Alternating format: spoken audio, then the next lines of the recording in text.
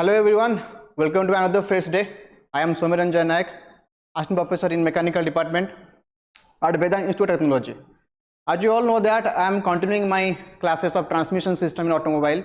I already discussed about the clutch system, the first part of transmission system, clutch system, and different type of clutch system: single plate clutch, multi plate clutch, centrifugal clutch, automatic clutch, manual transmission clutch, then cone plate clutch, epicyclic clutch.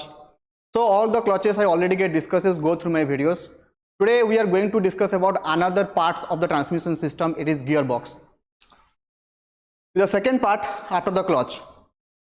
In the arrangement of the automobile transmission system, first is the clutch, then go for the gearbox. For the general function of first clutch only just transfer the torque from the flywheel to the gearbox. Clutch never control the torque. The only function of torque to transmit the torque from the flywheel that is generated from the engine to transmit into the gearbox. So what is the function of the gearbox first? The function of gearbox means to control the torque according to the need of a driver.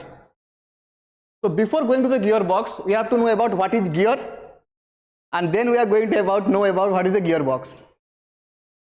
Gear means it is just a splined teeth-like pocket. Gear means the features of gear is splined teeth-like sprocket. Cycle के पीछे जो एक Sprocket होता है वो भी एक gear है.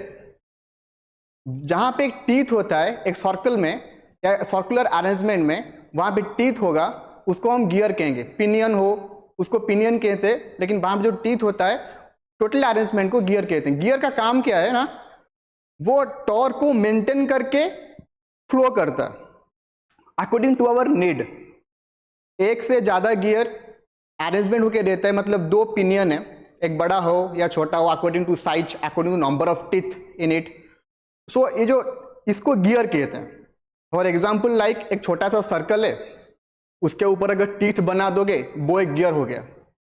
वो अकॉर्डिंग टू द टीथ, मतलब अगर टीथ सीधा सीधा है, टीथ अगर थोड़ा इंक्लाइंड है तो हेलिकल टाइप ऑफ गियर होगा.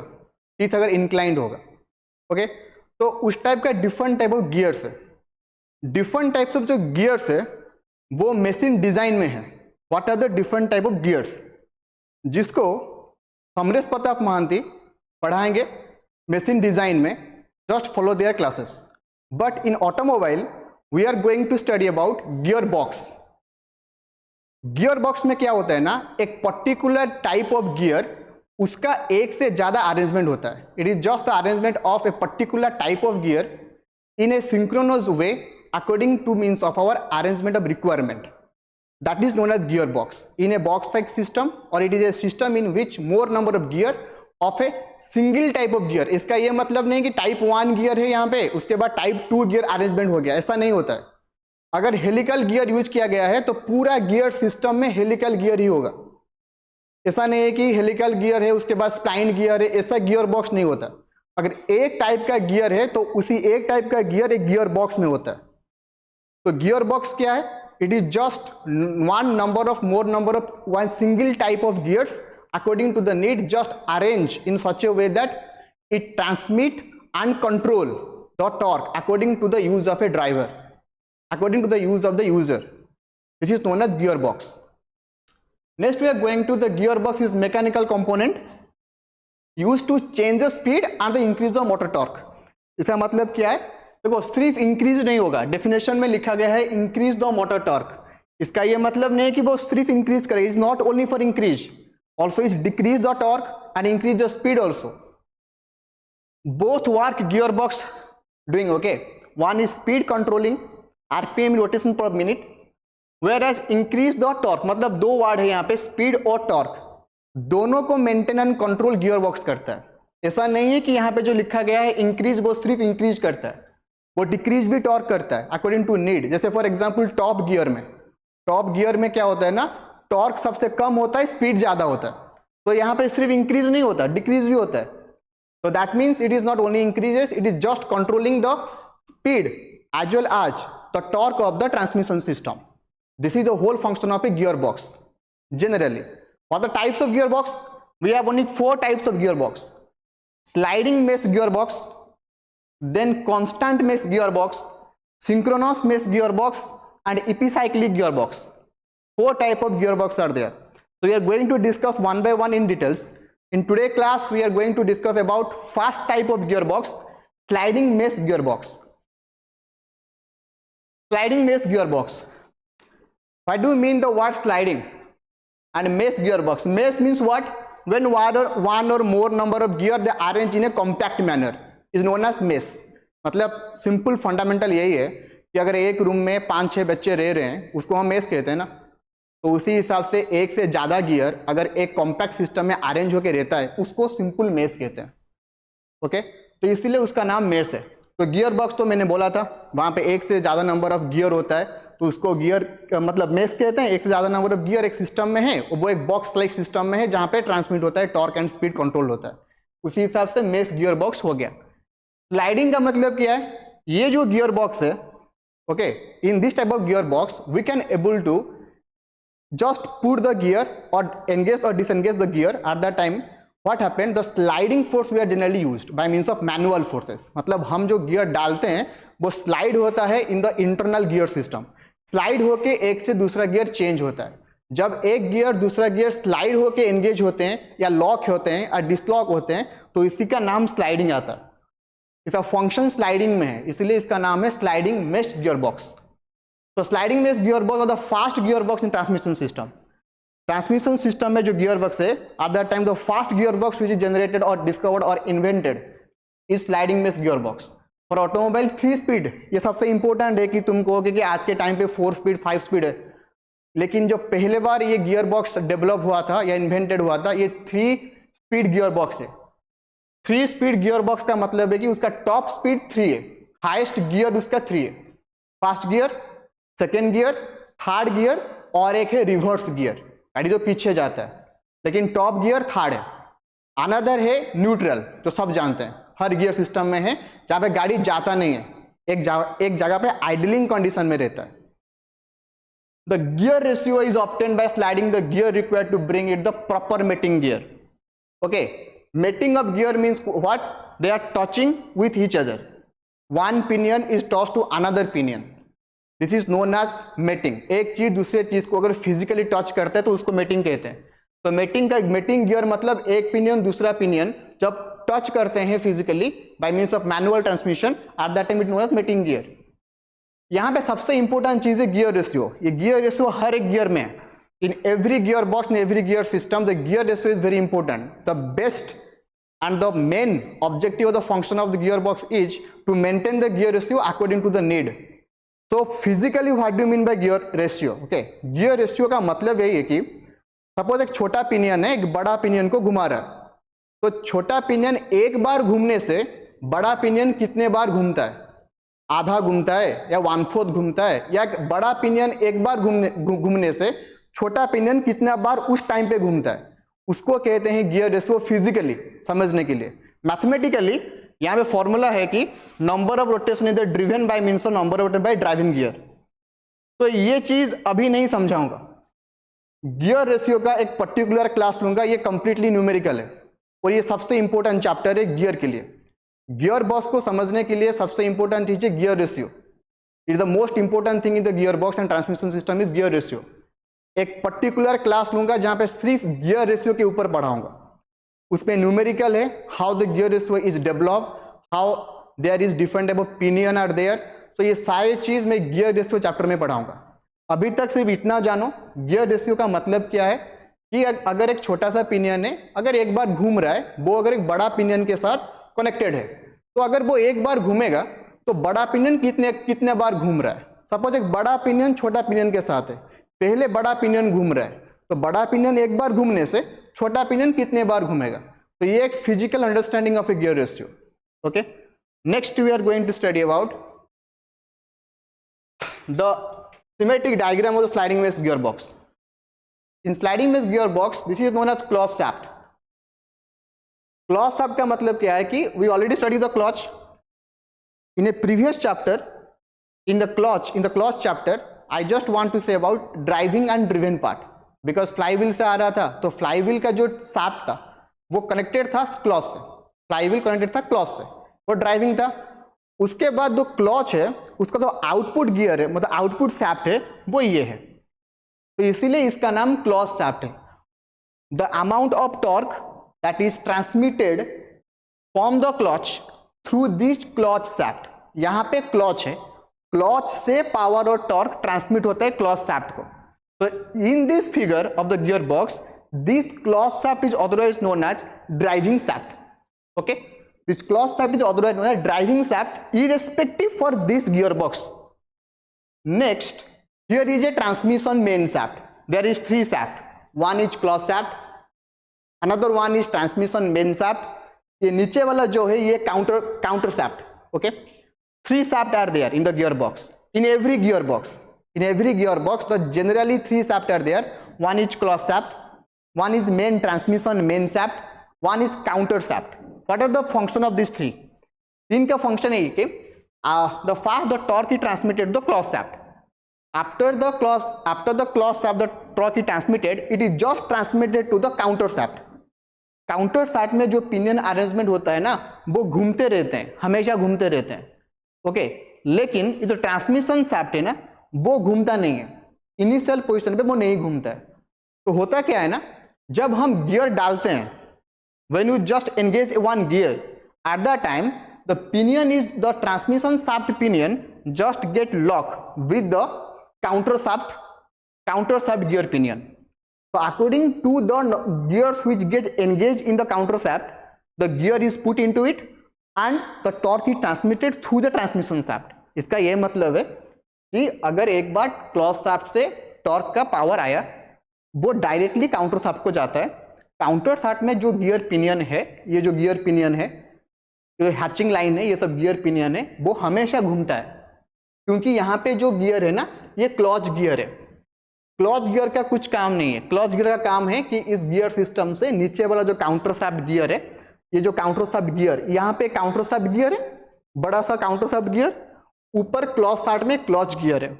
तो क्लच शाफ्ट में जो भी टॉर्क आता है, जो भी पावर आता है, वो क्लच गियर से ट्रांसमिट होता है clutch shaft drive counter shaft gear. तो काउंटर शाफ्ट गियर में जब वो ट्रांसमिट होता है तो वो घूमता है, उसके बाद काउंटर शाफ्ट भी घूमेगा। ओके, तो काउंटर शाफ्ट जब घूमता है वो हमेशा घूमता है, ओके, बंद नहीं होता। इंजन अगर चल रहा है तो क्लच अगर एंगेज है, इसका यह मतलब नहीं है क्लच बिना एंगेजमेंट में घूमेगा।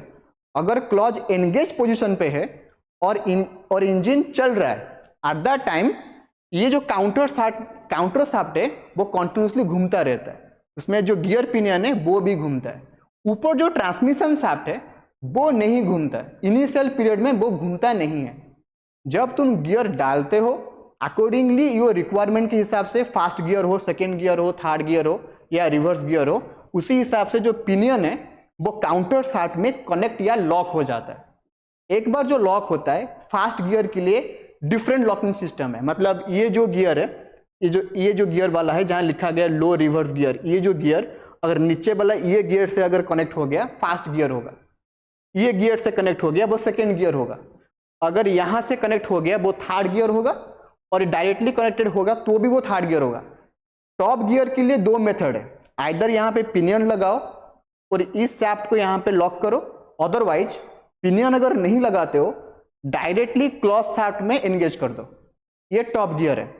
उसके बाद ये छोटा सा जो लास्ट में है रिवर्स आइडल शाफ्ट और गियर, अगर ये बड़ा वाला लो गियर यहां आके अगर रिवर्स गियर में लॉक हो जाएगा, गाड़ी रिवर्स चलेगा, उसको रिवर्स गियर कहते हैं, बैक चलेगा। तो अकॉर्डिंग टू योर रिक्वायरमेंट, अगर ऊपर जो ट्रांसमिशन शाफ्ट में जो पिनियन है, एक बार तुम अगर एंगेज मतलब लॉक करते हो, उसी हिसाब से पावर ट्रांसमिट होता है। कहां से? काउंटर शाफ्ट से ट्रांसमिशन शाफ्ट को पावर ट्रांसमिट होता है। तब काउंटर शाफ्ट से ट्रांसमिशन शाफ्ट को पावर ट्रांसमिट होता है। At that time from this transmission shaft is transmit into the propeller shaft to the differential and the rear axle. This is a general concept of the working principle of a sliding mesh gear box. जब ये सारे चीज manually slide करके connect होते हैं, इसीलिए उसका नाम स्लाइडिंग मेश गियर बॉक्स है। Next we are going to about how this gearbox is working particularly in each and every gear. In this diagram you can able to clear, this is a fast speed gear, मतलब पहला gear जब तुम डाल रहे हो तो fast gear. At the time when you put the first gear, what happened? The torque, the input shaft means the crankshaft. From the crank gear, the countershaft gear, it is just transmitted into the countershaft gear from the crank gear. पहले क्या होता है ना, crank shaft से जो engine से torque आता है वो क्रैंक शाफ्ट को आएगा, जिसको इनपुट शाफ्ट कहते हैं, उसको ड्राइविंग शाफ्ट भी कहते हैं. उसके बाद ये जो क्रैंक गियर से नीचे जो काउंटर गियर है उसमें ट्रांसमिट होगा. आफ्टर दैट देखो यहाँ पे एंगेज क्या हुआ है. This is what happens, the fast gear system, this small pinion is going to rotate the outermost big pinion. मतलब ऊपर तो घूमता नहीं है, नीचे तो घूमता है. तो पहला गियर में क्या होता है, फास्ट गियर में क्या होता है, छोटा पिनियन, जो बड़ा सा पिनियन है वो छोटा पिनियन के साथ लॉक हो जाता है. तो लॉक होने से क्या होगा, ये काउंटर सब तो घूम रहा है, तो छोटा पिनियन जो घूम रहा है ना वो बड़ा पिनियन को घुमाएगा. नेवर गेट कंफ्यूज्ड कि the larger pinion will be rotate to the lower pinion. हमेशा काउंटर शाफ्ट ही ट्रांसमिशन शाफ्ट को घुमाता है, ट्रांसमिशन शाफ्ट काउंटर शाफ्ट को नहीं घुमाता. So first the counter shaft is rotating, so that means the small pinion is rotating the large pinion. That means what, the torque is increases in the fast gear, the speed is reduces. So this is the transmission of the fast gear system. From the input shaft, counter shaft, and this small pinion engaged to the output shaft. Now in the output shaft, the torque is moved to the propeller shaft to differential. It's the fast gear system. The second gear, what happened? In the second gear, if you slide to the second gear, just change the position up to the another pinion which is just larger to the fast gear pinion in the counter shaft, and in the upper part, in the transmission shaft, the just lower size of the fast gear get connected. This is the second gear system. In the second gear, what's happened, the transmission takes place in this way, okay, in which what's happened, the torque will be again reduces, whereas the speed will be increases. Now go for the third speed gear or the top speed gear in the sliding mesh gearbox. So in sliding mesh gearbox, in the top gear, the larger gear pinion of counter shaft just rotating the smaller pinion in the transmission shaft. तो इसका मतलब क्या हुआ कि ये अगर एक बार घूम रहा है तो छोटा पिनियन 2-3 बार घूमेगा, तो स्पीड बढ़ जाएगा, टॉर्क कम हो जाएगा. तो ये तुम्हारा थर्ड स्पीड गियर है. जब टॉप स्पीड गाड़ी में आता है तो क्या होता है ना, स्पीड बढ़ता है, टॉर्क कम हो जाता है. तो in this arrangement is the third spear from the input counter shaft and the larger pinion rotate to smaller pinion transmission shaft. The third gear is engaged. इसका और एक डायग्राम हो सकता है और एक अरेंजमेंट हो सकता है. अगर यहां पे एक बड़ा सा पिनियन को मैं हटा दूंगा और डायरेक्टली ये मैं क्रैंक शाफ्ट में कनेक्ट कर दूंगा, ओके. अगर ये बड़ा पिनियन को मैं हटा दूंगा, ऊपर ट्रांसमिशन शाफ्ट को स्लाइड करके जो क्रैंक गियर है उसमें अगर कनेक्ट कर दूंगा तो भी ये टॉप गियर सिस्टम में आता है. Don't get confused over this two arrangement. इस तरह कर सकते हो. अगर बड़ा सा पिनियन को निकालना है तो डायरेक्टली क्रैंक गियर से कनेक्ट कर सकते हो. This is the function of the third gear, first gear, second gear, top gear. Last is reverse gear. गाड़ी जब पीछे जाता है, गाड़ी पीछे कैसे जाएगा, गाड़ी पीछे जाएगा for this reverse gear, last में जो गियर है. तो स्लाइडिंग मेश में क्या होता है ना, ये जो लास्ट गियर है वो लास्ट में कनेक्ट हो जाता है, जो मैं यहाँ पे दिखाया था डायग्राम में, reverse idler gear and shaft, ये वाला गियर. तो ऊपर ट्रांसमिशन शाफ्ट का ये जो बड़ा वाला गियर है वो ये जो रिवर्स आइडल शाफ्ट में लॉक हो जाता है. यहाँ पे बड़ा सा गियर रिवर्स आइडलर, ये जो व्हाइट कलर है, रिवर्स आइडलर शाफ्ट में कनेक्ट हो जाता है. तो क्या होता है, यहां से टॉर्क पावर गया सीधा यहां तक पहुंचा, उसके बाद यहां कनेक्ट होके पीछे चला गया आउटपुट शाफ्ट से. तो ये रिवर्स गियर हुआ. रिवर्स गियर का मतलब क्या है, गाड़ी पीछे जाता है, वहां पे 2 पिनियन अरेंजमेंट है, तो फर्दर वीडियो में मैं दिखाऊंगा. रिवर्स गियर में वो 2 छोटा छोटा गियर लगता है. अगर वो हम जब फर्स्ट सेकेंड थर्ड गियर डालते हैं तो गाड़ी सीधा जाता है. तो पीछे वाले गियर में क्या होता है ना, छोटा गियर 2 अरेंजमेंट होता है जो उसके रोटेशन को रिवर्स कर देता है. तो that's why it is known as reverse gear. गाड़ी पीछे तक मूव करता है. तो first gear, second gear, third gear और top gear, then the reverse gear. It is all the working principle of sliding mesh gearbox. You can able to understand from this video clearly.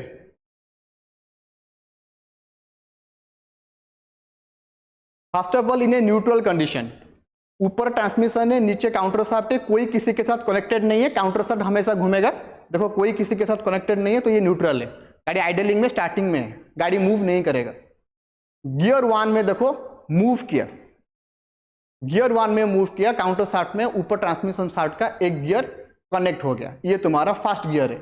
इस तरह torque जाएगा और यहां से transfer होके जाएगा। Gear 2 में फिर से एंगेज होता है एक अनदर गियर सिस्टम में, अनदर गियर सिस्टम में गियर 2 देखो किस, तो यहां पे क्या होगा, गियर 2 में इस तरह टॉर्क ट्रांसमिट करके यहां से टॉर्क आउटपुट जाएगा। नेक्स्ट जो मैं बताया था, डायग्राम में बताया था कि यहां पे एक बड़ा सा गियर होगा, यहां पे बड़ा गियर होगा, अगर नहीं होगा तो क्लॉच गियर के साथ डायरेक्टली कनेक्टेड है, तो ये टॉप गियर है। Next is reverse gear. Reverse gear में क्या होगा ना, छोटा छोटा पिनियन 2 है, और छोटा पिनियन 2 है तो रिवर्स यहां पे कनेक्ट होने के बाद गाड़ी पीछे जाएगा। ये सब एक अरेंजमेंट है, लेकिन यहां पे 2 रिवर्स सिस्टम है।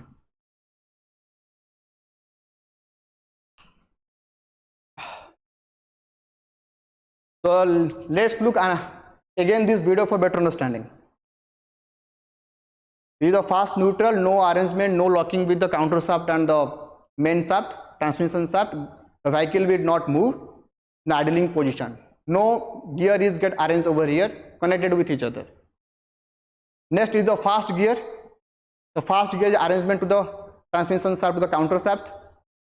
The fast gear, the torque is transmitted through the fast gear.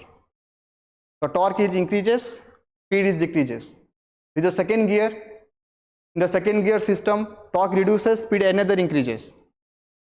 The arrangement of the second gear.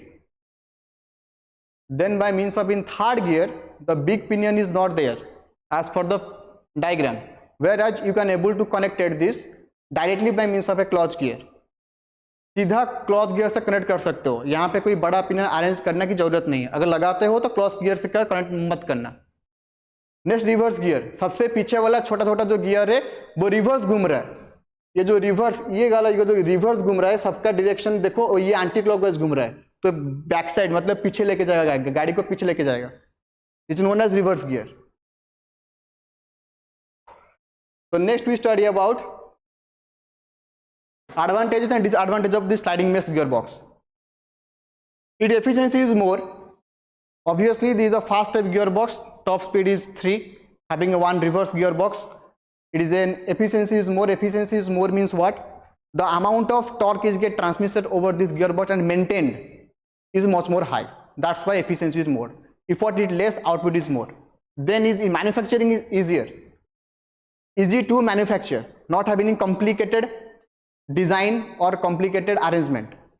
Its mechanism is very simple, that I already discussed working principle. When you just change the gear in the main shaft, transmission main shaft, connect with the counter shaft, automatically the gear will change, the transmission occur. It is a very simple mechanism, the fast type of gearbox system. Next, disadvantage, what happened? What the disadvantage? Disadvantage of this type of gearbox is, the problem is that what happened? The problem of sliding mesh gear is when the changing gear, the speed of the input output shaft must be match fast. इसका मतलब है कि input shaft और output shaft, मतलब जो क्लॉच shaft है, output shaft मतलब जो ट्रांसमिशन शाफ्ट बाहर जाता है, मतलब जो प्रोपेलर शाफ्ट है कनेक्टेड है लास्टली, तो उनका जो स्पीड है उसको मेंटेन करके डिजाइन करना होता है। अगर मेंटेन करके डिजाइन नहीं होगा, सपोज इनपुट शाफ्ट है, इनपुट शाफ्ट से एक टॉर्क जा रहा है, आउटपुट से सबसे ज्यादा टॉर्क चला गया, तो वो जो ट्रांसमिशन शाफ्ट को ना बेंड कर सकता है, गियर बॉक्स में थोड़ा दिक्कत हो सकता है, डिजाइन में फेलियर हो सकता है। That is the one disadvantage, that we able to match the fast the input output shaft speed. Next is high tier wear takes place. At it is just like sliding means friction is more high. Sliding means what? Sliding means the surface area is more. Once surface is slide over another surface, the number of contact point is more, the friction is more. That way, if friction is more, the wear tear is more. If wear tear is more, the temperature also increases. It require more effort for engagement of gear. इसमें ज्यादा effort चाहिए engage करने के लिए, क्योंकि ये slide करता है। मतलब इफर्ट ज्यादा मतलब जो मैन्युअली ट्रांसमिट कर रहा है, जो ड्राइवर कर रहा है, उसको पावर ज्यादा देना पड़ता है गियर लीवर में एंगेज करने के लिए, स्मूथ फुल एंगेज नहीं हो पाता। ये एक डिसएडवांटेज है। इसमें हीट ज़्यादा हो जाता है, बहुत कम यूज़ करने के बाद हीट ज़्यादा होता है क्योंकि फ्रिक्शन ज़्यादा है।